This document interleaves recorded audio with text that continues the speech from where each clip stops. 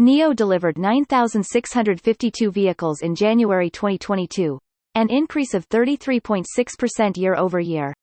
The deliveries consisted of 1,531 S8s, the company's 6 or 7-seater flagship premium smart electric SUV, 5,247 S6s, the company's 5-seater high-performance premium smart electric SUV, and 2,874 EC6s, the company's 5-seater premium smart electric coupe SUV.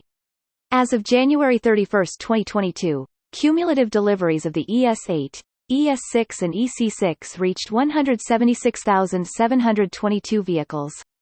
In January 2022, the company released Aspen 3.0.5 NO, which is exclusively developed for Norway, to users in the local market, marking its first firmware over-the-air (FOTA) update outside of China.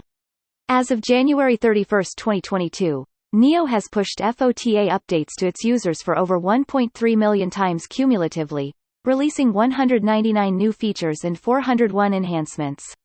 In addition, the company has been accelerating the deployment of its power, sales and service network,